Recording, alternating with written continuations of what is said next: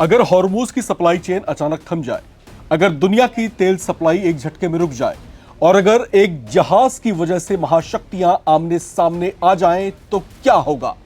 यही सवाल इस वक्त पूरी दुनिया के सामने खड़ा है, क्योंकि एक तरफ शांति वार्ता की बातें हो रही हैं, दूसरी तरफ हालात ऐसे मोड़ पर पहुंच चुके हैं जहां एक छोटी सी चिंगारी भी बड़े युद्ध का रूप ले सकती है। स्ट्रेट ऑफ हॉर्मूज दुनिया का सबसे खतरनाक और युद्धग्रस्त जलमार्ग और एक ऐसा महत्वपूर्ण समुद्री रास्ता जहां से रोजाना करोड़ों बैरल तेल गुजरता है। अब इसी रास्ते पर एक ऐसा घटनाक्रम हुआ जिसने ग्लोबल टेंशन को चरम पर पहुंचा दिया है। अमेरिकी राष्ट्रपति ट्रंप ने दावा किया है कि अमेरिकी नौसेना ने उसके एक ऑयल टैंकर टॉस्का पर हमला कर उसे कब्जे में ले लिया। इससे ईरान गुस्से से तिलमिला उठा है। धमकी दे दी गई है कि अब हमारे बदले की कार्रवाई का इंतजार करो। अमेरिका के इस बड़े एक्शन पर ईरान का कहना है कि अमेरिकी बलों ने जहाज के नेविगेशन सिस्टम को ठप कर दिया, उस पर फायरिंग की और उसे अपने नियंत्रण में ले लिया। तेहरान ने इसे सीधे सीधे समुद्री डकैती करार दिया है और चेतावनी दी है कि इसका जवाब अब बेहद खतरनाक होगा। लेकिन यह फसाद यही खत्म नहीं होता, क्योंकि इस पूरे मामले में अब एक तीसरी ताकत खुलकर सामने आ गई है। वो है चीन।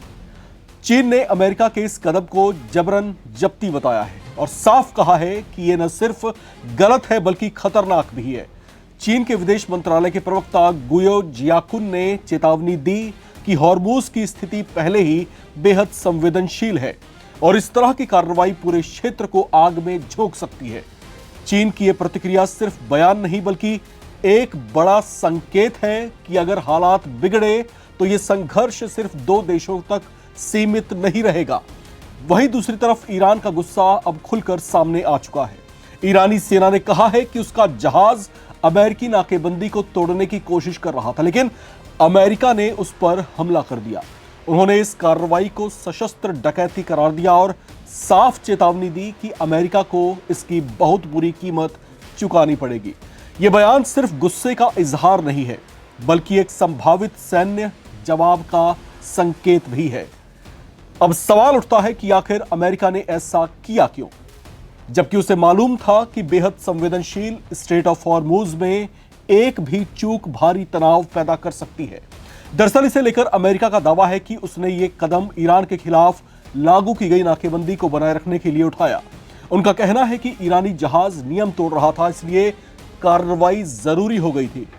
लेकिन यही दावा अब विवाद की सबसे बड़ी वजह बन गया है, क्योंकि ईरान इसे सीज फायर का उल्लंघन बता रहा है और कह रहा है कि युद्ध विराम खत्म होने से कुछ घंटे पहले ही यह हमला किया गया। इस पूरे घटनाक्रम का सबसे खतरनाक पहलू यह है कि यह सब ऐसे समय में हो रहा है जब शांति वार्ता का दूसरा दौर शुरू होने वाला है। एक तरफ बातचीत की मेज सज रही है, दूसरी तरफ समुद्र में गोलियां चल रही हैं। यानी हालात ऐसे हैं जहां एक तरफ डिप्लोमेसी है और दूसरी तरफ डायरेक्ट एक्शन है। अब जरा सोचिए, अगर स्ट्रेट ऑफ हॉर्मूज में तनाव और बढ़ता है तो इसका असर सिर्फ ईरान और अमेरिका तक सीमित नहीं होगा।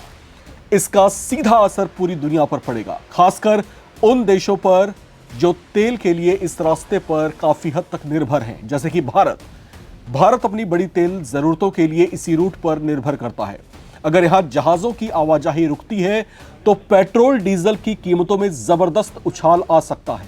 इसका असर आम आदमी की जेब पर सीधे पड़ेगा और यही वजह है कि दुनिया भर की नजरें अब हॉर्मूज पर टिकी हुई हैं। क्या ईरान वाकई जवाबी हमला करेगा?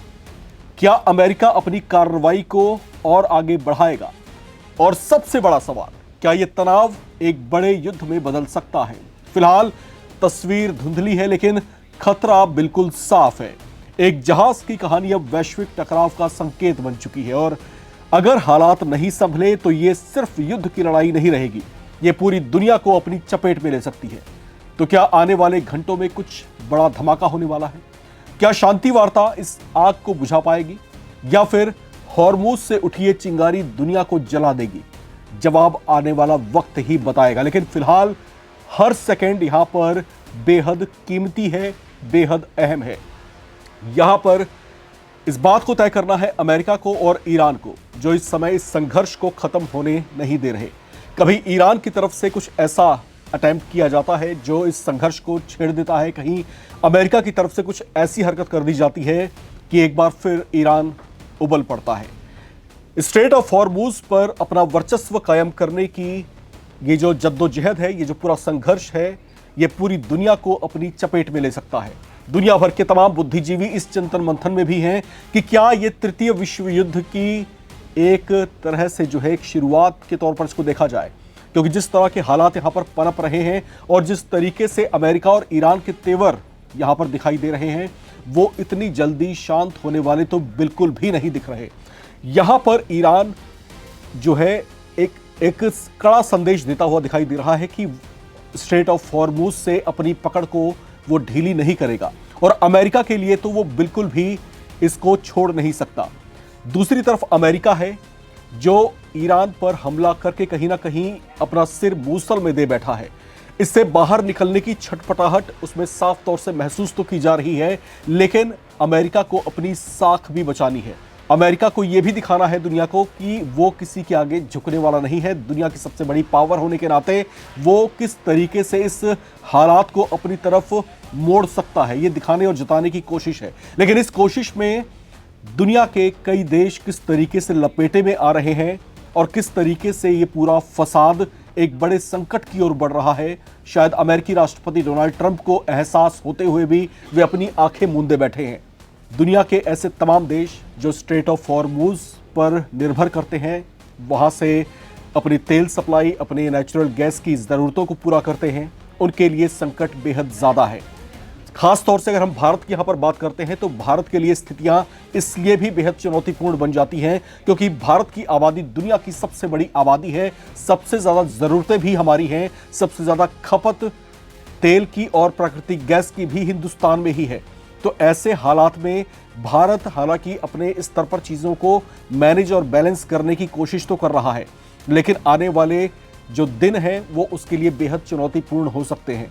हालांकि भारत के संबंध अमेरिका के साथ भी कमोबेश ठीक ठाक ही हैं, ईरान के साथ भी हमारा संबंध ठीक ही है, और कई बार इस युद्ध के संघर्ष में भी ईरानी राष्ट्रपति पेजेश्कियान कई बार ये कह चुके हैं कि भारत के साथ हमारा मैत्रीपूर्ण संबंध था, है और आगे भी रहेगा। लेकिन ये मैत्रीपूर्ण संबंध दोनों देशों के साथ होते हुए भी क्या ही फायदा जब स्थितियां इसी तरीके से चुनौतीपूर्ण बनी रहेंगी। और साथ ही साथ यहाँ पर जिस तरीके से अब हालात कुछ ऐसे पनपते दिखाई दे रहे हैं जिसमें ईरान के भीतर ही दो फाड़ दिख रहा है। अब कहीं ना कहीं ये बातें जो चर्चाओं का विषय बनी हुई थी, जिसमें ये कहा जा रहा था कि ईरान की सरकार और ईरान की जो IRGC है उसमें दो फाड़ है, अब वो बातें कहीं ना कहीं अब आहिस्ता आहिस्ता पुख्ता होती हुई दिखाई दे रही हैं।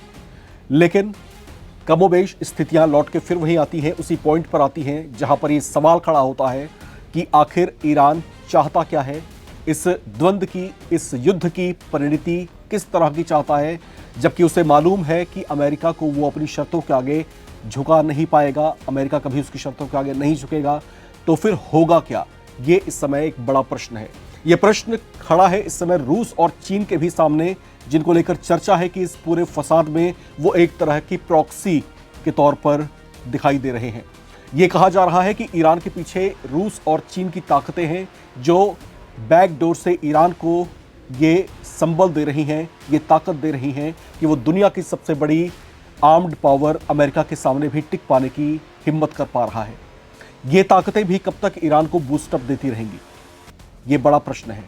क्योंकि यहाँ पर अगर मैं रूस और चीन की बात करता हूँ तो उनके भी अपने अपने कुछ स्वार्थ यहाँ पर छिपे हुए हैं। और अगर मैं आंकड़ों की यहाँ पर बात करूँ तो जब से अमेरिका के साथ ईरान का ये युद्ध शुरू हुआ है तभी से चीन जो है डॉलर छाप रहा है, तभी से जो है उसको फ़ायदा जो है काफ़ी हद तक पहुँच चुका है और उसको जो बेनिफिट्स हो रहे हैं वो उसके आंकड़े पहले के मुकाबले अब काफ़ी हद तक बढ़ चुके हैं। तो ऐसे में ये भी सवाल है कि क्या चीन और रूस चाहते हैं कि अमेरिका इसी तरीके से ईरान के साथ लंबे वक्त तक युद्ध में उलझा रहे? बड़ा सवाल है। अगर वाकई ऐसा है तो ये स्थितियाँ बेहद चुनौतीपूर्ण बन सकती हैं। आपको क्या लगता है, लेकर अपनी राय भी कमेंट बॉक्स में ज़रूर शेयर करें। देखते रहें नवभारत टाइम्स।